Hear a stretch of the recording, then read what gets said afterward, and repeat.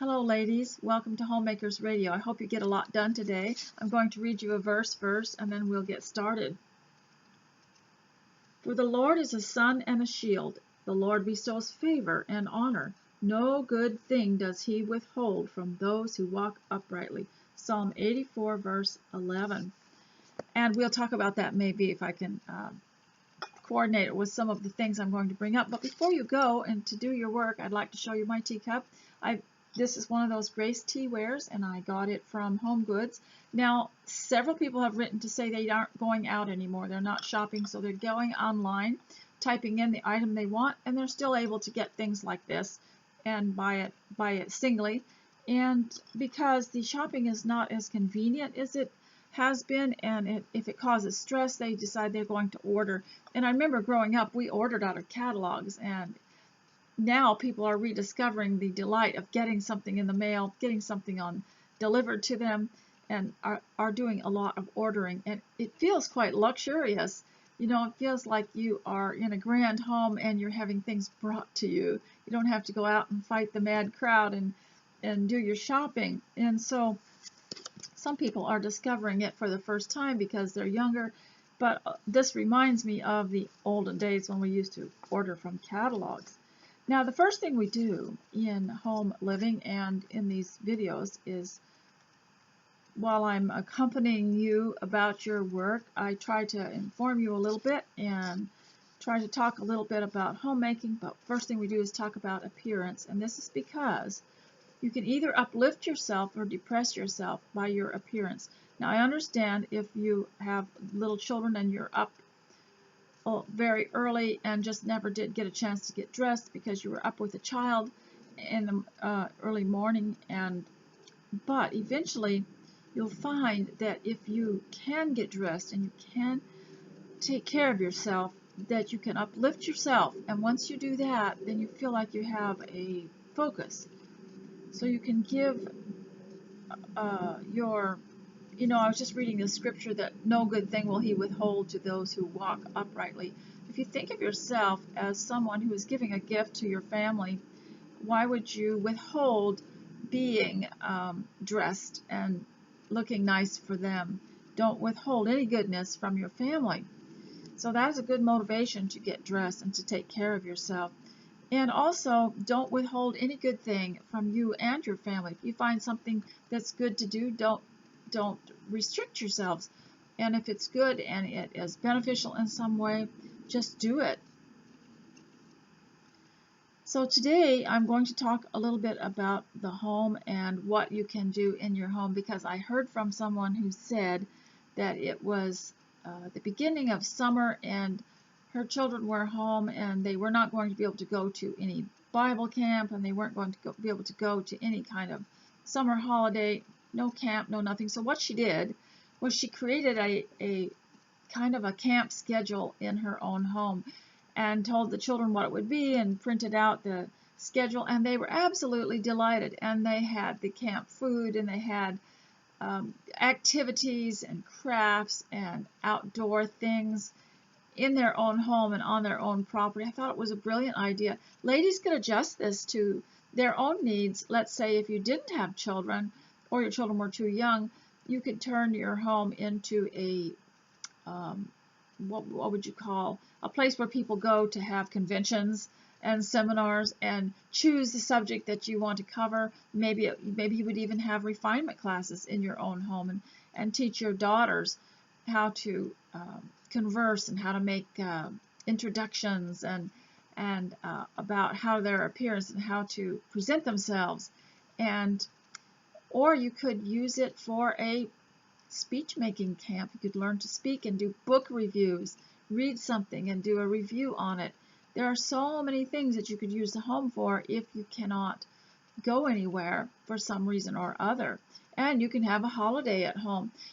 Sometimes you find maybe you cannot afford a holiday, but you do have a little money, so you can order something to make it a holiday. Order those special comforts that create a holiday atmosphere for your home, whether it's new furnishings or just whatever you can afford. And I believe in comfort zones, And I also think that every home should have a little comfort zone in every corner. That's why I have my little tea stations here and there. That's my comfort zone. And my library is my comfort zone. I like my books and magazines. And the idea of getting a comfort zone is so important, because what are all these people doing in the public that go on and on about how there has to be a safe space? Is that not a comfort zone? And everyone's always trying to get us out of our comfort zone because they want us to do something that they want. And that's why that was kind of manipulative, you know. It was a sales gimmick. And so the comfort zone, create a holiday atmosphere for yourself if you cannot go on holiday for some reason. And by purchasing the things that you need, creating through just labor your own space that makes you feel like it's relaxing and comfortable, like you would on a holiday. Now, one thing we'd like to do before I go any further is talk about homeschooling. If you learn anything at home, you are homeschooled. And so, because it's about life, it's not about sitting in a classroom and reading a book along with 20 other people doing the very same thing. And so it is about being an individual and learning something at home or on your own. And so today I'm going to do a little bit of that for you so that you can say that you're homeschooled. And if you're learning anything while you're at home, then you could just go ahead and say, I am. You don't have to lie and say, I was homeschooled. You could say, I am homeschooled. So here you go. Today I'm going to read to you. Now, these documents were supposed to be memorized by the student. I never made my children do it. But they read the things with such interest that eventually they could quote parts of it when they're in a conversation, quote parts of it. I never really believed in memorization just for the sake of memorizing something, but I found that I memorized things when I used portions of it in a conversation or a teaching situation, or trying to make an example, and I would use a quote from it. For example, I often quote Alexis de Tocqueville. Not sure exactly who he was, but he wrote several books about America in the 1800s. I believe his dates were 1805 to 1859, and he wrote several observational books about his experience coming to America and the kind of life they lived and the government that they had. And I'll discuss that a little bit. But I've quoted him. I didn't memorize anything. I just remembered something he said because it had a meaning to me. And so that's what I do with this sort of thing, because you don't have to memorize it to know it. Okay. Here is America's Creed. All right, if you want to gather any children around that need to hear this. America's Creed. Now, you might have a Canadian one, but they'd be very similar, I think.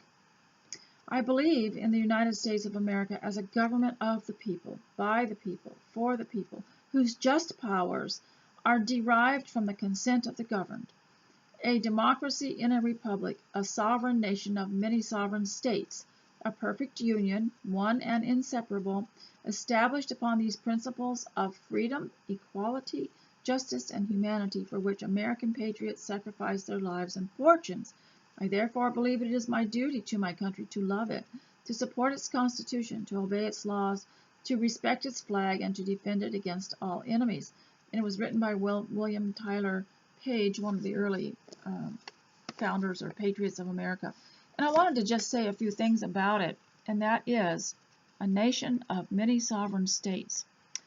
You know, I had told you before that each state has its own president, which is the governor, and these states are loosely connected into a union, and the central government is small compared to all the states, and so the central government can't boss the states, but it can withhold federal funds or protect its own property or buildings that it has in the state.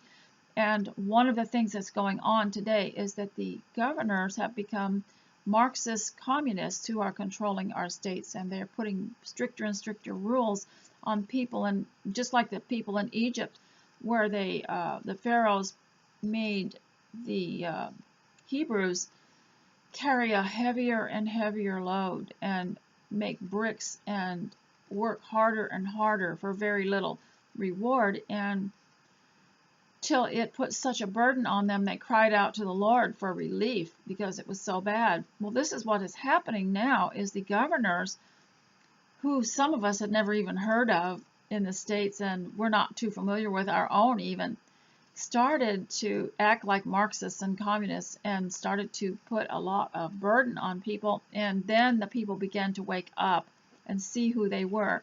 And I think that this was by design so that we could see what kind of people they were, and that they didn't believe in freedom, that they don't believe in God, and that they are just scrunching down on everyone and destroying business, destroying people's livelihoods, destroying their lives. And it's good for us to see who these people are, because perhaps we can prevent them from being elected ever again. Now, I'd like to also read to you about Alexis de Tocqueville.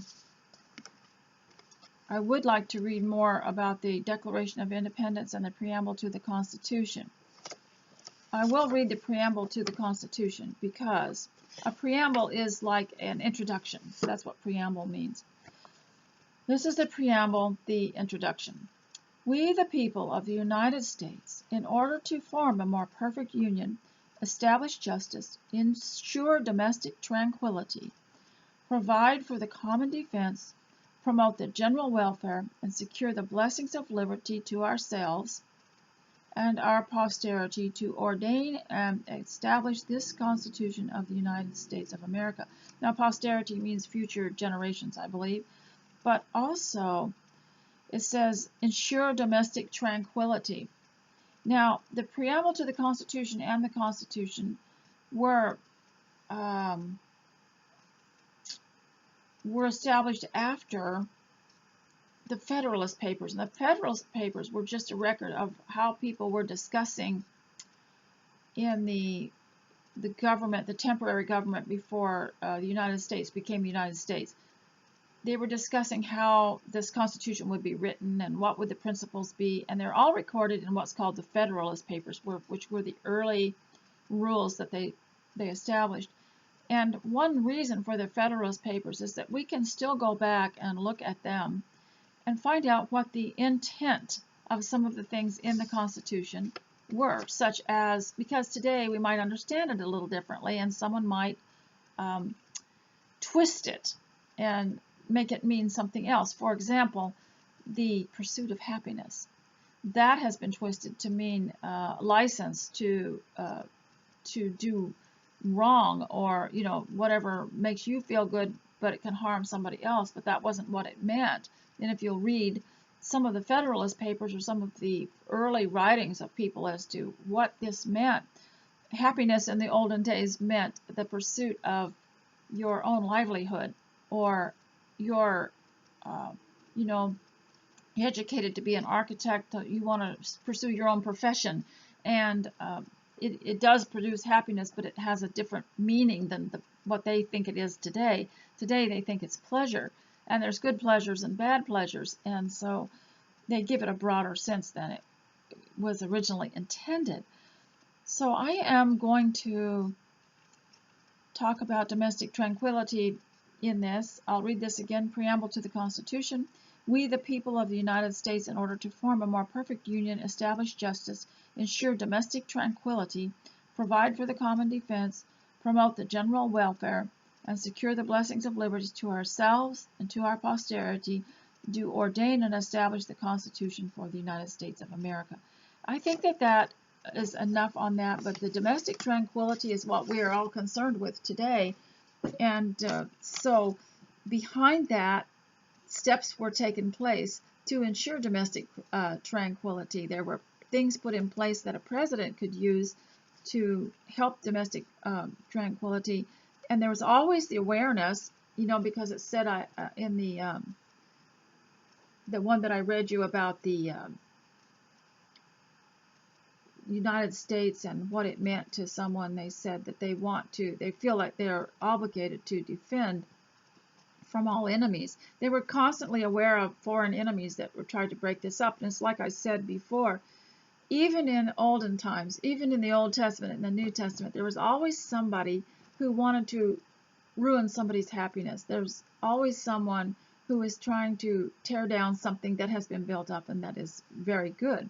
And now I want to read something from Alexis de Tocqueville.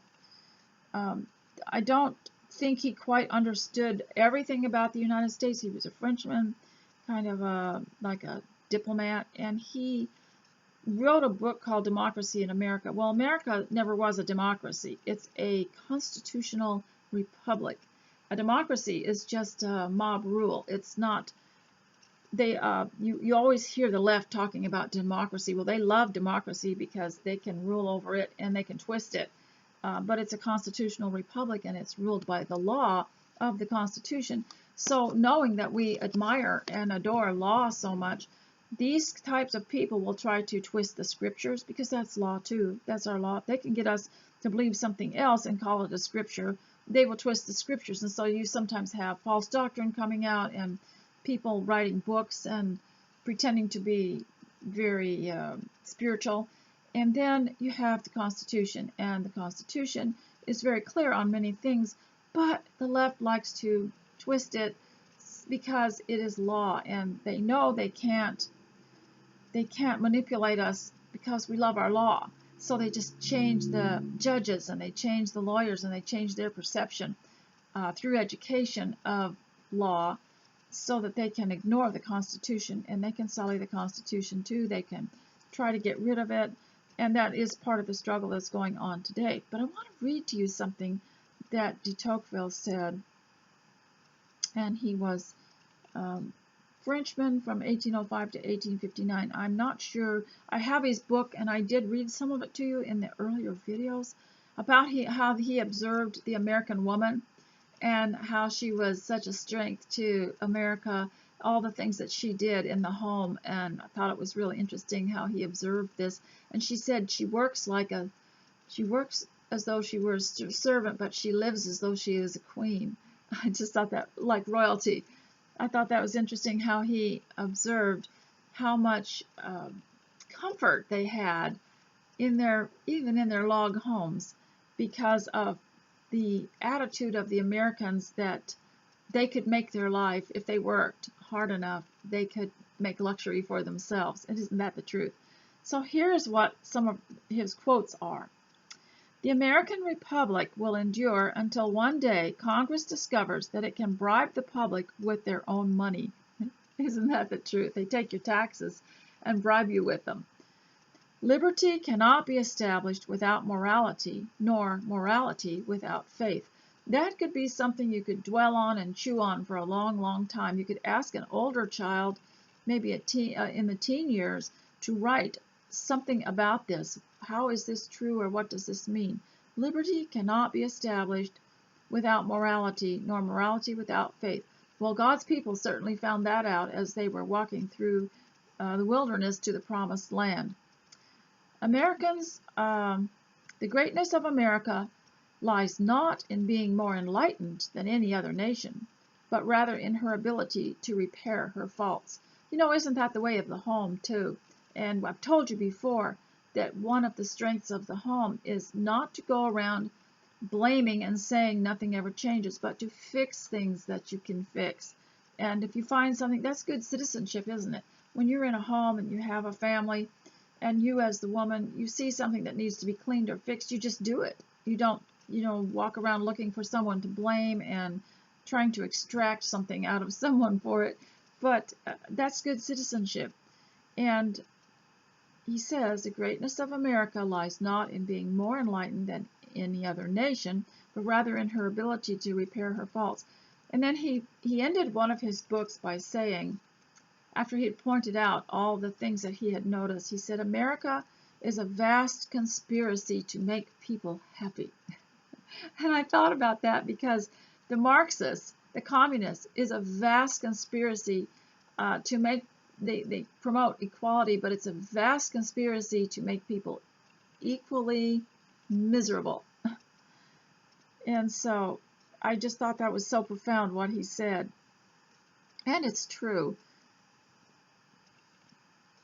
The health of a society may be measured by the quality of functions performed by private citizens. You know, that is the strength of any nation, is the private citizens produce business.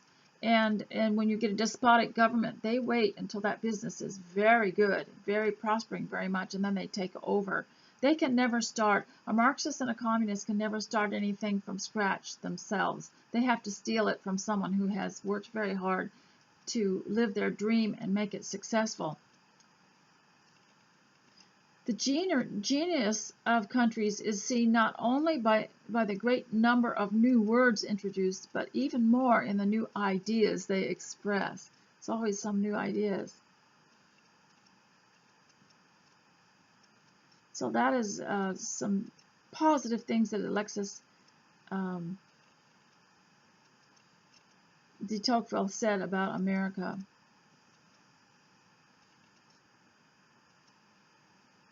He said, "I do not know if the people of the United States would vote for superior men if they ran for office, but there can be no doubt that such men do not run." Very interesting. He had a very sardonic view of politics, didn't he? So, part of good citizenship is to dress well, to be presentable to your family, to God, and also to be good stewards. And that was one thing we learned. We had a citizenship class when I was growing up in the 1950s, and one thing we learned was be a good steward. There is a homeschool book written by A. Becca that I cannot find, but it taught the children on good citizenship. It said if you see something that needs to be done, try to do it. If you see something that is like trash, pick it up. You know, don't let your cities be full of trash. And there are laws now that you cannot have any kind of debris or trash in front of your business, and neighborhoods have laws, and that's good citizenship, you know, to be good stewards of your property. And good stewards of your property means you don't treat your furniture or your household goods with harshness or disrespect, thinking, oh, you'll just get, you know, something else, or that it's going to last. And so these are things of good citizenship, to be good stewards, to know something about your land, to know something about your history. But even more important is to know about the history of your own people, of your own lineage, your own relatives, and to teach that to your children. What did they do? What did they believe? How did they live? That's very important. Today also, I would like to talk to you about conversation. And the reason I want to talk to you about conversation is because we want to try to have more refined conversation. This is what homeschool is all about too. It's really about learning about refinement, because you do learn to be more refined. You're a little bit more relaxed, have a little bit more time, and you can learn to be refined, such as, you know, how to eat and how to dine and how to dress, how to relax, how to sleep. And so one of the problems today, and has always been, is the art of good conversation. Now, one of the reasons that we want to call it good conversation is because you want to keep out the things of the conversation that seem to rankle people, that seem to trigger people. Now, today we have such a sensitive society, and due to the news media mainly, is that you're going to have to keep track of what you say that cause people maybe to argue with you. And so in that respect, sometimes you'll find maybe something you said that they could argue with, so you're always going to be thinking ahead for the arguer. And you don't want your children to start the bad habits of arguing back. What they can do is they can learn to say, when someone says something in the family, they can learn to say, yes, that's interesting, and have you ever thought of this? And that way the conversation has not been negated, and it continues in a nice, smooth, flowing, pleasant way. One thing we want to do is avoid the bad habit of saying, the reason I don't do such and such, because there is really a trend when you're visiting with someone, whether it's on text, whether it's on the phone, whether it's in their home, at church, or in the public, and ask them what they've been doing, and they'll tell you, and you'll say, well, the reason I don't do that, well, I can't do that, because they're just telling you out of interest and out of making conversation, and they're not trying to say you should do what I do. I think it's a very bad habit to say, well, the reason I don't do that is this. One day, a lady invited a couple of us over to her home, and she had a very, nice home and really fine furnishings and fine things. And one lady that was with us said, well, I would have nice things like this if it weren't for my, farm, or it weren't for the way we live, or something like that. And in a way, it's kind of a put down to say, well, I would do such and such, but I'm not that fancy. I would do such and such, but I can't afford it, or something like that. In a way, it's those kind of words. The reason I can't, don't, won't do this in response to someone else who is maybe telling you something she's doing is kind of an insult. So we want to be careful about things like that. So really correct bad habits in conversation. Everybody should learn to play tennis, even if you don't play it well, because there are so many words in tennis that could be used to describe conversations. For instance, your serve. We talk about, I'm going to improve my serve. And you need to learn to improve your serve in conversation. And if you want your children to be good conversationalists and be pleasant and of good influence, then you're going to have to be a good conversationalist. You cannot cut them off constantly. You cannot shout them down. You cannot, for instance, a child needs some help with something. You can't say, well, you're smart, go look it up, or go do it yourself. You have to, because this is not a public school teacher-child relationship. This is a family relationship. This is a mother-child relationship. They will speak to you like that one day if you speak harshly to them. What you need to do is learn to improve your serve. And that means you have to do it so that you are going to be helpful and win that person's heart too. And that's very hard to do if you're jumping down the children's throat every time they want something or ask a question. And they also will learn not to talk to you and not to confide in you when you have poured cold water on everything that they say. Can you remember, some of you older people, being a teenager and having maybe a harsh, critical mother, and after a while you didn't, and you wanted her to be your best friend, or maybe you had a sister like that, who knows, and but everything you said they would criticize or put down quite quickly and sharply, till pretty soon you just clammed up and you wouldn't talk at all because you couldn't trust them to turn on you. So correct your conversation, correct your serve. The other thing that's very depressing to say is, well, it's always been that way and nothing will change. We know that even God changes. We know that He even changes the earth, from season to season.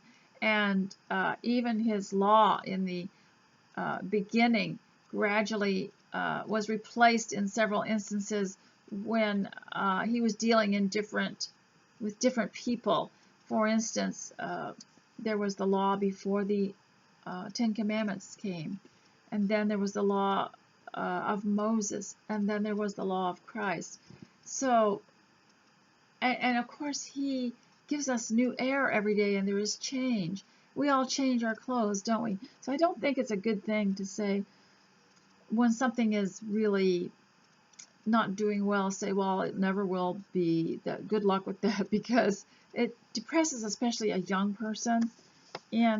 But the beauty of reading something like this is, now I don't mean to imply that there are scriptures that say that God doesn't change. Well, His nature doesn't change, and His love for us does not change, and His faithfulness to us does not change. There are things that showed where God would change His mind, especially when someone would plead with Him remember, was it Elijah that asked God not to let it rain and to give him longer life? And so God relented, and there were times when there are times when people make up their mind to do something maybe that's wrong, and then just say, "Well, I'll never change," but they don't realize that they have the power to do so. And in conversation, we can change our bad conversation habits. For instance, saying, "Well, I never do that. Well, the reason I can't do that is," and or "It's always been that way and it'll never get any better." These are bad conversation habits that put down people and that make them shrink away from you. So today, that was all that I had to talk to you about, and I wanted to read something once more. I'm going to the New World History and Geography, and I'm going to go to the back a bit with I'm sorry, I read that Preamble to the Constitution out of this one, the New World. It's the Old World History and Geography that has the definitions in it, which I thought were interesting because every student of homeschool will know what these things mean, and they don't have to memorize them. All their mother has to do is read it, show it, and they can discuss it. Okay, every homeschool child, by the time he's in 5th grade, will know what an acropolis is. They'll know what an agora is. They'll know what aggression is. This is the A's. I'll read you the A's in the dictionary, in the glossary, in the back of Old World History and Geography. Alpine climate, altitude or elevation, amphibian, amphitheater, ancient times, Antarctic circle, antelope, aqueduct, Arabs, archaeologist, Arctic circle, arid, assassinate, atheism, atrium, and axis. Every student will know what all those words mean, and he can have a vast understanding of vocabulary. Now, today, sometimes you might end up in a situation where you're working for people that don't have a knowledge of the world or of Old World history or New World history and don't have any interest in it. And you cannot ever expect that you will find a support group or a group of people that are going to be just like you. That's the fun of life. That's the beauty of life, is being different from everybody. But you can keep learning and you can keep excited about life through reading and through study and through observation. And I also want to talk about, we always like to talk a little bit about people to keep the conflict down in your home and in your life. We want to talk a little bit about people. I'm going to try to keep this to half an hour today. And that is, when I talk about eliminating bad conversation and improving your serve, don't be so open and don't say personal things or things that will open it up other people to criticism. But you have to kind of feel it out and observe what they do. For example, if you're talking and you just want to be friendly, you just want to keep the conversation going, and you say something like, there weren't many people at the market today. The other person, you're just going to have to think, okay, where could they go with that? How could they object to that?